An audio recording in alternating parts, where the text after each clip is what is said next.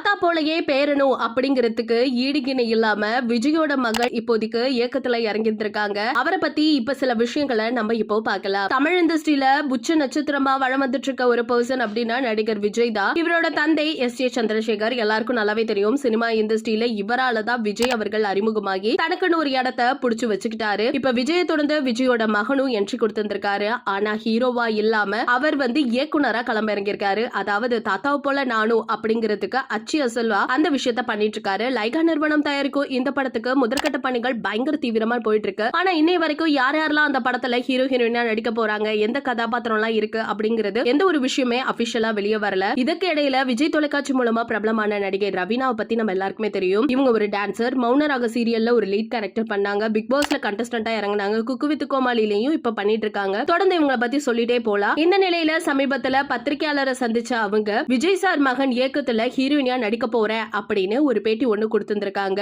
அது மட்டும் இல்லாம பத்திரிகையாளர் நிறைய கேள்விகளும் எழுப்பியிருக்காங்க. அதுக்கு ரவீனா என்ன சொல்லிருக்காங்க, ஐயா தயவு செஞ்சு அந்த வீடியோவை திரும்ப பாருங்க. எந்த நடிகரோட நடிக்க ஆசைன்னு கேட்டாங்க. விஜய் சார் கூட நடிக்கணும்னு ஆசை, ஆனா அவரோட நடிக்க முடியுமான்னு தெரியல. அவர் பையன் கூடயாவது நடிக்க முடியுமான்னு பாப்போம் அப்படின்னு தான் நான் கூறினேன். தயவு செஞ்சு திரும்ப அந்த வீடியோவை பாருங்க அப்படின்னு ரொம்பவே நக்கலா சொல்லியிருந்திருக்காங்க. இந்த செய்தி தான் இப்ப சோஷியல் மீடியால பயங்கர வைரலா போயிட்டு இருக்கு. ஒருவேளை அப்படி இருக்குமோ இப்படி இருக்குமோன்னு பேசிட்டு இருக்காங்க. நீங்க எப்படி நினைக்கிறீங்க அப்படிங்கறத மறக்காம நம்ம கமெண்ட் செக்ஷன்ல ஷேர் பண்ணிக்கோங்க. இது போல அப்டேட்ஸ் உடனுக்குடனே தெரிஞ்சுக்கணும்னா நம்ம சேனலை சப்ஸ்கிரைப் பண்ணி வச்சுக்கோங்க.